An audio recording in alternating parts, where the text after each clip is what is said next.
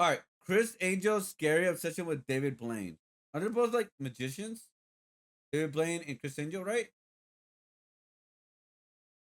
What I remember. What started as a professional rivalry over who the best magician was turned into an all-out obsession when Criss Angel realized he was living in the shadow of David Blaine. On radio shows and in interviews, Criss was always quick to throw shade at David. You know what's kind of funny is like, David Blaine, which, I give him a lot of credit for what he's doing, but is known because of who he dates. I want to be known for what I do. Oh. Criss even dedicated an entire television segment to mocking Blaine, using a full hair and makeup team to transform himself into his arch nemesis to sell the joke. Years of tension kept building until Criss finally decided to confront David face to face backstage, and Blaine's response was more brutal than anything Criss Angel could have imagined. David Blaine had a vision for magic that nobody else did at the time. Most magicians relied heavily on visual spectacles, big sets, elaborate props, flashy costumes, and exaggerated theatrics designed to overwhelm the audience. David did the opposite. He wore plain clothes, was emotionless in the face, and gave small, focused crowds of people magic on the street for free. Stephen Chow, a former Fox executive who was chosen to produce Mr. Blaine's special, put it this way: "He's the only magician I've seen who wasn't a geek." Blaine's approach made every trick feel personal and more real. It wasn't happening on a stage far away, it was happening right in front of your face. He famously said in 1997, "The reason for magic is to enlighten people or make them happy, or let them forget their problems for 2 minutes." David's style and his mindset were authentically humble, and it made him stand out. He walked around New York City filming himself performing tricks for regular people and tried to pitch it to television networks. ABC executives decided to take a chance on him, and it paid off. David Blaine's street magic was packed with tricks and illusions, like when Blaine twisted his hand around several times in front of a licensed doctor outside a local hospital. This way, facing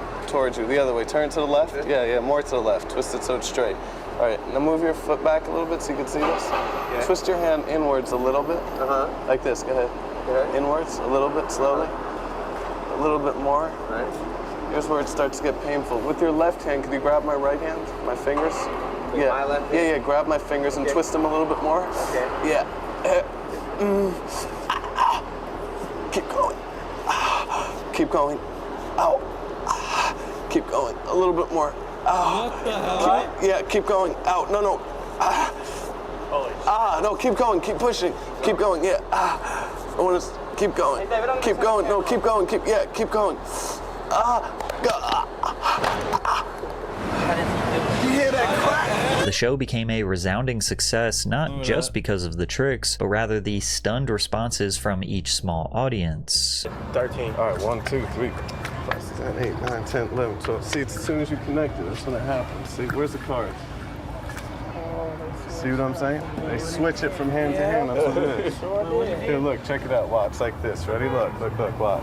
Watch this. Ready? Just watch this move. Look. No, look. Watch. Look. Here's the switch, right? It's right here, right? All right. See that? That's the move, right? Yo, I'm gonna give you something. Hold this. I got something for you, man. I got a little treat, like a present for you. Oh! I didn't even know. However, a lot of practicing magicians were not too fond of David. In a moment of bitter jealousy, Jamie Ian Swiss, a magician and columnist for the Genie Magic magazine, said his only skill is removing money from a wallet and handing it to a person behind the counter. David refused to respond to the hate because ultimately he was successfully completing his mission of making magic accessible to as many people as possible, and in doing so, he actually made it cool to a mainstream audience. Now, there was another magician called Criss Angel who had actually been trying to make magic look cool for years, but the harder he tried, the more it started to work against him. But before we dive deeper, football is back, and there's never been a better time to check out the sponsor of today's video, DraftKings. DraftKings I don't promote gambling. But was less popular. A lot like Blaine, Criss spent most of his early magic career performing for small audiences, but he genuinely felt like a career magician by the age of 14, performing at small birthday parties and entertaining guests at a Long Island restaurant. But his initial motivation to do magic tricks for others wasn't exactly as... So, I'll admit, guys, I was kind of a fan when I watched his shows. I thought they were really cool and all that. I thought, like, oh, that's super sick and all that. But as I got older, I'm like, bro, this guy is whack. That's just my opinion. Like, this guy's kind of whack. As humble as David's. I felt this incredible sense of power that an adult didn't understand how it worked, but I did. In 1987, he launched a public access magic show called Hot Kicks. 20-year-old Criss looked and dressed like a Guns N' Roses tour groupie. In 1994, Angel made his primetime television debut in the ABC one-hour special, Secrets. Through the mid to late 90s, Criss appeared on various television specials and talk shows, using these spots to showcase his edgy, rock-influenced take on magic. He leaned heavily into the dark magician image. Gothic leather clothing and heavy metal soundtracks complemented the grungy aesthetic of the 90s. I thought magicians were very cheesy, quite honestly. I was much more about the generation of MTV, you know, Zeppelin and, you know, some of the 80s bands and, you know, music and that culture and that vibe and that energy that you got from it, and magicians weren't doing that. Now, there was no structured career path. I thought he was hot back then. I gotta ban for that cat. Like, I just gotta ban you. Like, you have to understand why I have to ban you. Like, you just have to accept it. Like, yeah, I can see that. You know, you just have to accept it. Listen, wait. Let me tell you something. I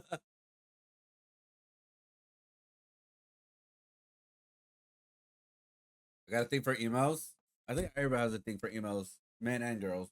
To being a successful magician. Unlike musicians or actors, magicians didn't have a thriving mainstream pipeline. There were no Netflix specials, no social media clips to go viral overnight, and TV networks only greenlit magic shows sparingly. If you weren't already a big-name magician, such as Copperfield or Penn and Teller, you had to get extremely creative to market yourself and make money. And for someone like Criss, who basically wanted to be the first rock star magician, the market was even narrower. Despite the odds being stacked against him, Criss had an incredible drive. He was well into his 30s, still fully dedicated to making this dream into a career. Meanwhile, David Blaine rapidly passed him in popularity. Blaine's ABC show made him a household name, and he quickly shifted from simple card tricks to unbelievable endurance stunts that blurred the line between illusion and human survival. Unlike a magic trick where you know there's some secret method behind the illusion, Blaine's endurance feats felt brutally real. Although certain precautions are set to ensure that he doesn't die, there's no obvious trick to things like being buried alive, which is a stunt Blaine dedicated to his idol, Harry Houdini, who was buried 6 feet underground without a casket almost a century earlier. In 1999, David spent 7 days sealed inside of a glass coffin under a water tank in New York City. His friend Bill Kalush initially suggested that he fake the stunt, but Blaine refused because he thought it would actually be easy. So we got a coffin from Queens where actually Houdini was buried. I bought a coffin, we brought it back to his house, and then I would just practice sleeping in the coffin. Then suddenly,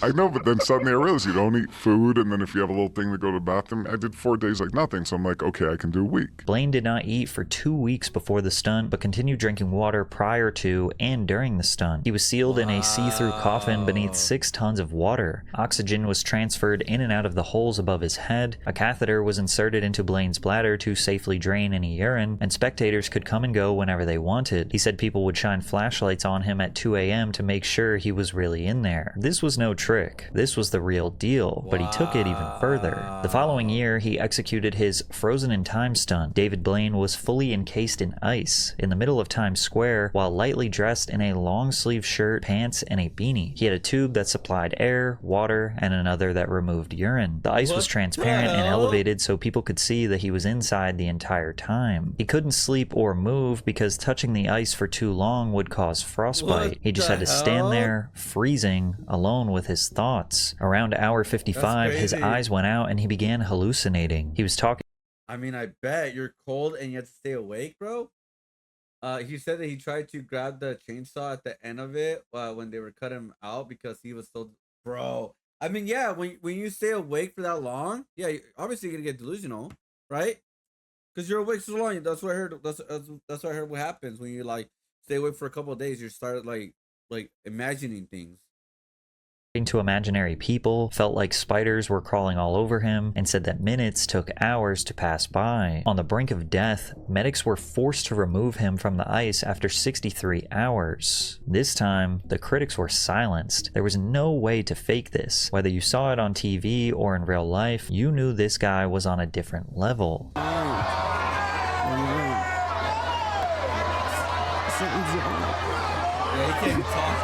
What's interesting is that almost immediately after Frozen in Time, Criss Angel performed a somewhat similar stunt. He spent 24 hours submerged in a tank of water, also in the middle of Times Square. Now at the time, Criss wasn't known for endurance feats. He was actually still promoting his theater show, Criss Angel Mind Freak, off Broadway, and reviews were not so great. Though in interviews, Angel has poo-pooed the cheesy nature of standard magic shows, his disappearances, quick changes, and levitations are really standard Blackstone Copperfield stuff, a bit of a letdown considering the impressive costumes and postmodern flashiness. Criss's career was headed in the wrong direction, so is it fair to assume that he may have taken inspiration from the guy who was getting worldwide praise in the same field? In 2002, Criss put himself in handcuffs and shackles, then submerged himself underwater in a cramped chamber. The entire time he breathed through an air hose and occasionally interacted with spectators through the glass. And of course, in the video edit, they had to include someone saying that David was inferior to Criss Angel. I think he's better than David Blaine in my opinion.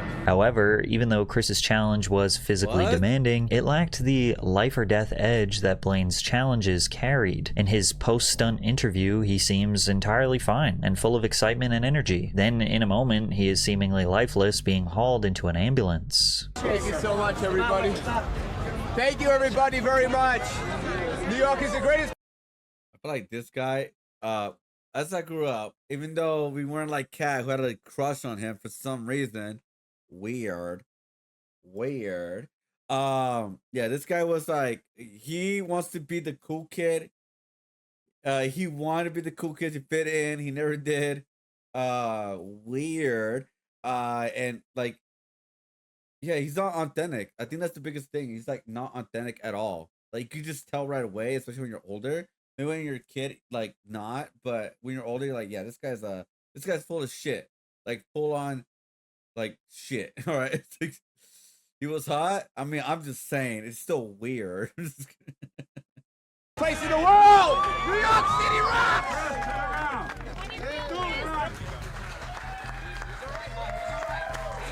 Even if someone thought Criss and David might be neck and neck when it comes to who can push the limits of the human body further, David would quickly prove that there was no competition. In the middle of Manhattan, Blaine stood atop a 2-foot wide pillar nearly 10 stories tall for 2 days and 2 nights. No food, no water, no sleep, and nothing to sit or lean on. There was also no safety net or precautions set in place in case he fell. Most people could not stand for 35 hours straight, let alone being 100 feet in the air, constantly battling the wind. In his 2003 stunt, Above the Below, he'd be confined in a 3-foot by 7-foot by 7-foot transparent plexiglass block suspended 30 feet in the air in London. His goal was to stay in this box for over a month with no food, access to bathrooms, just enough resources to survive, and he lasted 44 days. This has been one of the most important experiences in my life. 44, bro. I don't know how people do this. Oh, by the way, guys, so the way I'm gonna fix this green thing, because like I messed up on this part. The way I'm gonna fix it, guys, is what I'm gonna do is I'm gonna use different shades of green.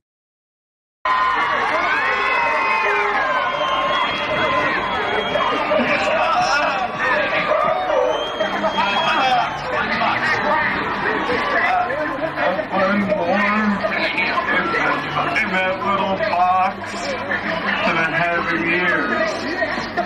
With each new stunt, David Blaine proved he was not tricking people, but testing the body and spirit in front of millions. He wasn't just a magician, he was an artist, receiving worldwide recognition and praise. Interviews on mainstream talk shows, fans across the globe, and superstar girlfriends like Kill Bill actress Daryl Hannah. Blaine made magic interesting and respected on a mainstream level, proving to networks that audiences were entertained by it. So when A&E took a chance on Criss Angel's reality TV show called Mind Freak, it was clear that they wanted their own magic star to capitalize on this cultural wave. However, Criss could not compete with David's level of dedication. Blaine treated his stunts like scientific experiments, spending months or years training with world-class doctors, freediving experts, and neurosurgeons to understand the limits of the human body. Every second of his preparation was real, and the risks could have cost him his life. Criss, on the other hand, was producing dozens of Mind Freak episodes per year, and the further you look into the formula behind it, the more you realize it is the furthest thing from magic. Criss Angel blew the minds of anyone under the age of 12 with the release of I'm making this picture big for Kat because that is her crush. So shout out to you, Kat. his show Mind Freak. He accomplished incredible stunts like walking on water in a hotel pool filled with people. There's absolutely no way that there could be some sort of plexiglass bridge to help him with this stunt, or when he levitated from one building to another, and he did it in front of people. Or my personal favorite, when he told this little girl that he would transform into a 10-year-old boy by sliding down this slide at a playground. Maybe I could be 10 years old again. Oh my god.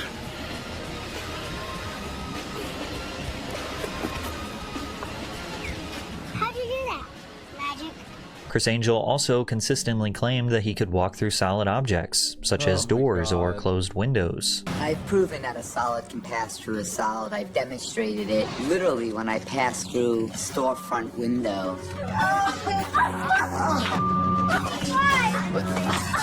Now watch. Hit it. As I passed through a taxi cab. Go! He would tell you to look, but then cover up what you are supposed to look at in the name of magic. Him walking through a metal fence was one of the most egregious examples. I remember that. Yeah, I remember this one.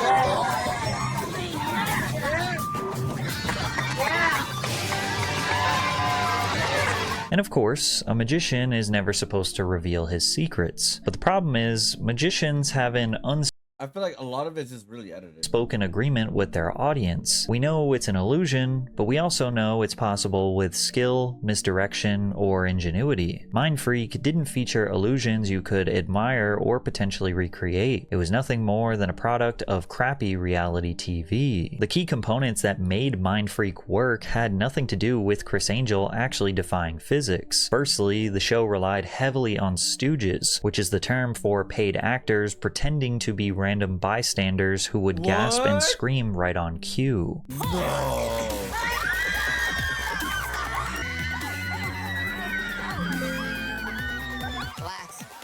Camera effects did the rest. Strategic cuts, tricky angles, and edits that concealed wires, trapdoors, or entire set pieces. And sometimes these can be really interesting, like when he laid on this bed of nails and had an 8,000-pound truck rest on top of him. You know it's not real, but it does genuinely have you wondering how they did that. But they often got lazy. One of his favorite tricks was just putting a tarp over something and then making it disappear. It's such a wildly unimpressive stunt that is so easy to edit. It just leaves you to believe that this show was made for children. Like in this clip where he puts a bike underneath a tarp and you can see the bottom of the wheel, then in the next frame the shape looks entirely different and he magically makes the bike disappear. Ow!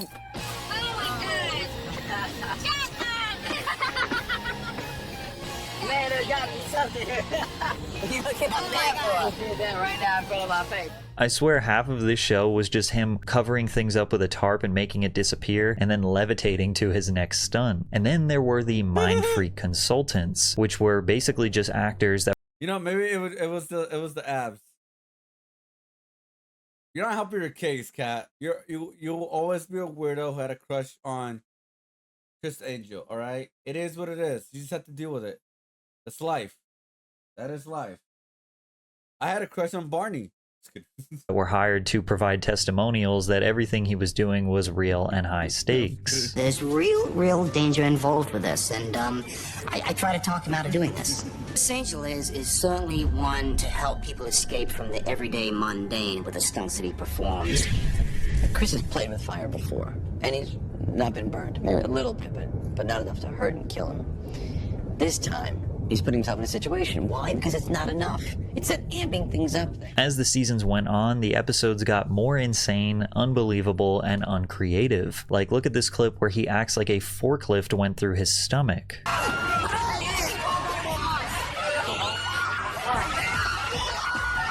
Or when he cut a woman in half. Pull right now. Let's pull.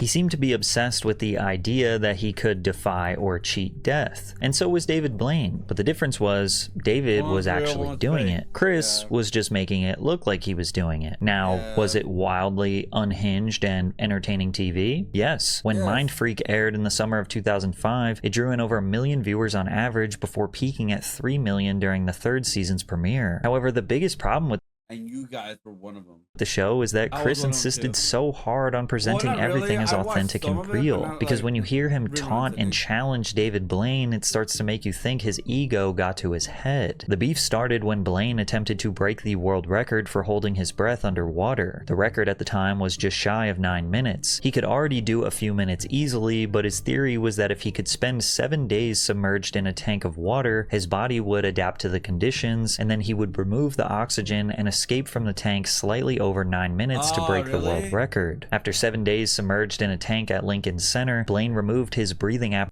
Well, like when I think about it, I think like Criss Angel's show, it's like slop TV, where you just have that in the background or just have it on just to have it on. You know what I mean? Have you guys ever had those type of shows where you used to like just turn it on? You know, it's like not that great, but not that bad. You just have it on, just have it on. I had shows like that.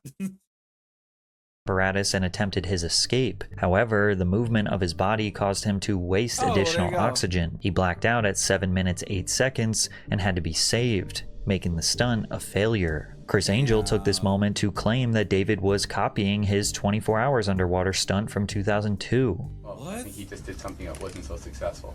What, the orb thing? In water. It was like, dude. It's like, what? He's in a big, like, goldfish bowl for what? It was 2 days, 3 days? It was a long day. The thing is, I did it already, and it's just weird why and you did it more spectacular. Whatever.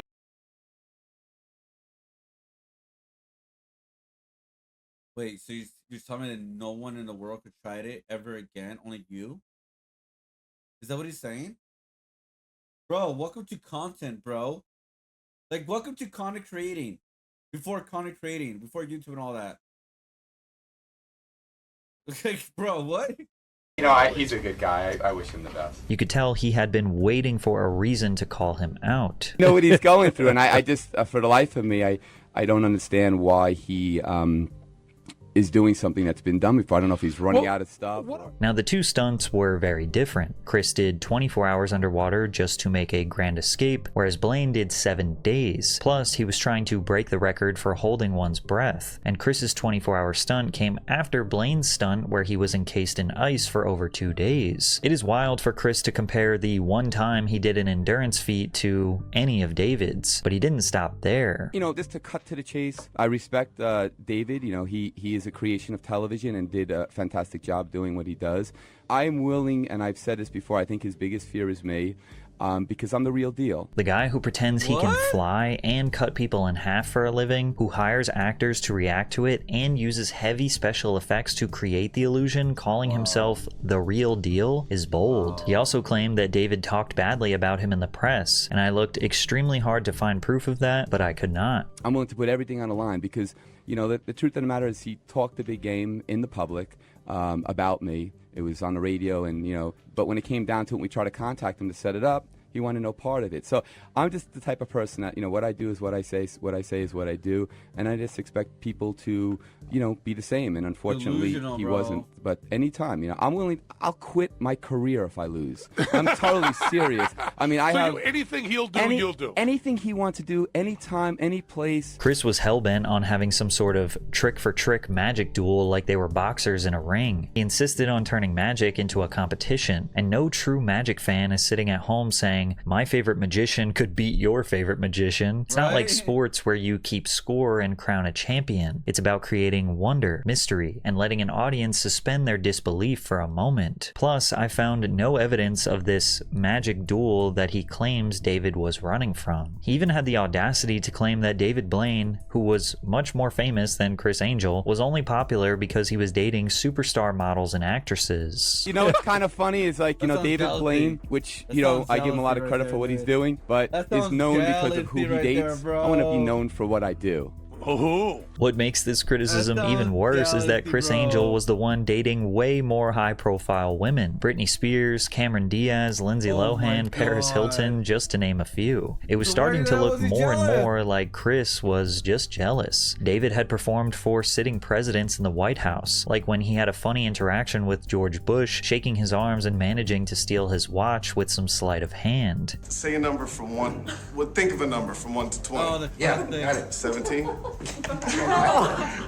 Here, I got a present for you. Was it 17? Right, it was 17. Yeah. But I have a present for Mr. President. It's Oh, God. I took my watch off.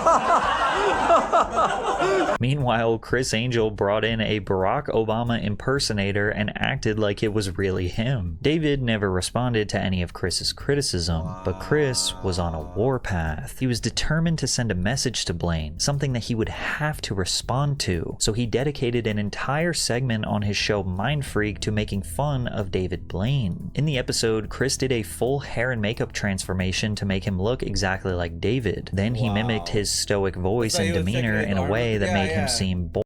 That's the trick. Like they showed it a little bit. It's like you're paying attention too much to the card, and you're paying attention to what he's saying. You're not really paying attention to what he's doing to your arm, which is kind of crazy, right? Boring and dry. I don't know if I can get off. It's kind of hard. Watch.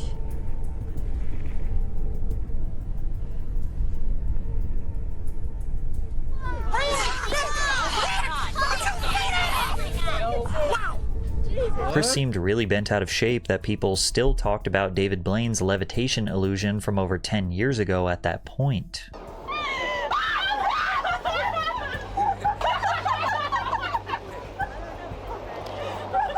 Criss is clearly upset that the only time people talk about his levitations, they mention how obviously fake they are. Are we really supposed to believe this man floated Shaquille O'Neal over a house? Like, what are we talking?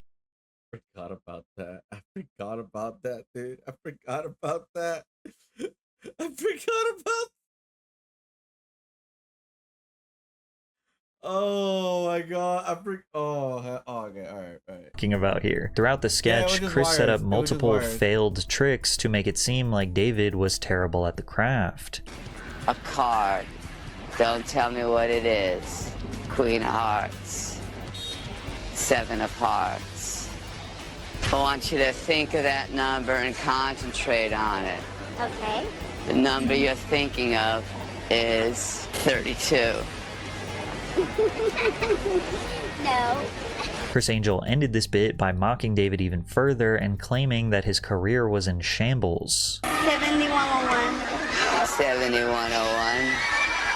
That was the number I was thinking of. It's weird.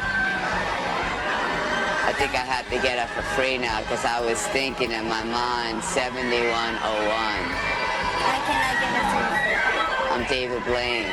I'm sure at this point you realize this was no rivalry. It was a one-sided obsession. Criss Angel was so fixated on David Blaine, and David just didn't care. Within the past 15 years since this episode released, David never once mentioned Criss in interviews, never clapped back, never even acknowledged him publicly. The harder Criss tried to tear David down, the more obvious it became that he was measuring his own worth against him. Angel wanted the recognition that Blaine had, which is silly because he was wildly successful himself. Mind Freak was a cultural phenomenon. His Las Vegas residencies alone generated over $150 million in tourism revenue in a single year, and his global ventures, from touring shows to merchandise and magic kits, have contributed to a net worth estimated between $50 and $70 million. Clearly, there was plenty of room in the world for two magicians to be wildly successful, but Criss never let it go. They went in their separate directions for over a decade, both having successful TV shows, one where David does tricks tricks like actually inserting a needle all the way through his hand, and one where Criss Angel still pretends to rip people in half. They both continued to have wildly successful Las Vegas live shows, but ultimately, after all this time, Criss Angel just could not get David Blaine out of his head. And recently, Criss would open up for the first time about his obsession on Steve-O's Wild Ride podcast, sharing that he always felt like he deserved to be on the throne. Listen, David Blaine, I give props to. He came out, did Street Magic, blew up before I did. Give him all the props in the world. When he was coming up, I was very aggressive because I had a dream, I had a vision in my mind, I wanted to accomplish it. Whatever David is doing, I can do it. And I'll do it side by side with him. I guarantee you that whatever he does, I'll last longer, I'll do it better, I'll do whatever. Because I was committed to give my life to beating him or anyone else. Because I had something so bad that I wanted, and he had it. So he had a big target on his head. This is the most honest Criss has been with himself in a long time. He admits that he saw David as a competitive target and that he had the status that Criss always wanted. However, he failed to understand that he created an extremely one-sided rivalry, which is why it was extremely awkward when he approached David Blaine backstage in 2023 after never meeting in person for their entire lives. I saw him and I Did he say, "Who are you?" Please tell me David Blaine was like, "Who are you?"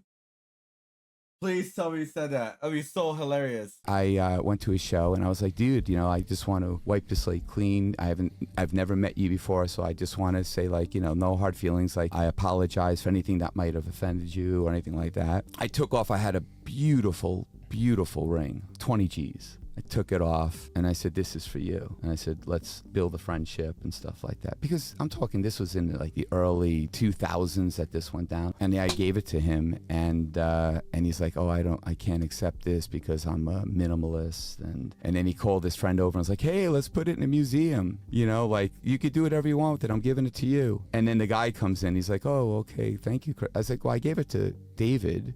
Yeah.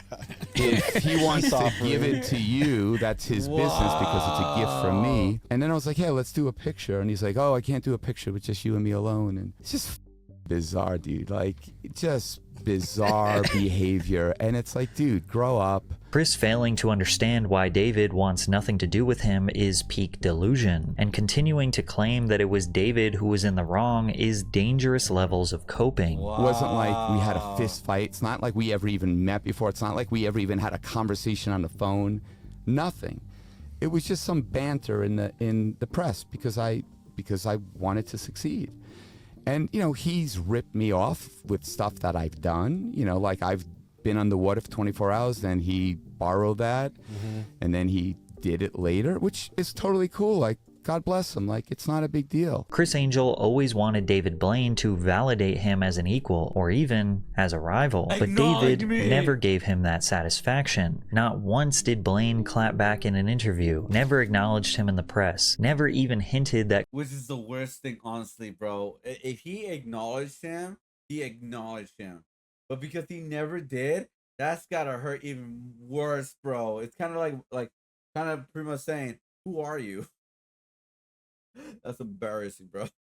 Criss was on his radar, and that silence spoke louder than anything. To David, there was no rivalry, no competition, nothing to respond to, and since Criss was incredibly successful himself, he had to sit there and justify why David wanted nothing to do with him. Oh, he must be the weird one. Oh, he is insecure about copying me, or he is afraid of facing me in a magic duel. He spent years projecting his insecurities onto someone who just didn't care. David simply went about his career unbothered. Criss thought that once they finally met in real life after over 20 years, he will get the response he wanted, and better yet, he could be seen as the better person for squashing the beef. But instead of finally getting closure, he was met with the same thing he'd always gotten from David Blaine: nothing. And nothing stings more than realizing your greatest rival never even saw you as one. Damn, bro. That's gotta suck and funny. That's hilarious, dude. Let's be honest. I didn't know the driver was that bad, if I'm being honest. Because again, I wasn't really into managed tricks. I just saw what I saw, you know what I mean? I did not know there was like all this like animosity. What started as a professional rivalry. It's just like weird. The fact that David is just doing his thing and ignores Criss is kind of inspirational to me. But I'm being honest. I mean, if a lot of people live like that, a lot more people will live happy. If I'm being honest. You know what I mean? I think a lot of people should learn from David Blaine. Like I think the way that he lives and the way he dealt with the drama or like the rivalry, which wasn't really there, I think is very like kind of eye opening for a lot of people. You know, kind of like, huh? If I ignore the person, they have no power. You know what I mean? He is insane. He is insane. That is true. Yeah, he is insane of what he does. I cannot defend you on that. I cannot defend on that. The real magic is David Blaine ignoring Criss Angel for the world record. Confidence is silent, insecurity is loud. That's true. I only met David Blaine. I once made David Blaine ask him what he thought about Criss Angel. He looked at me confused, said, "Never heard of her."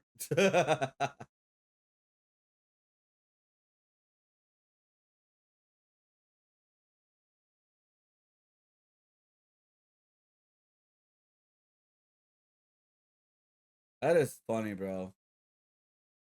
That is funny.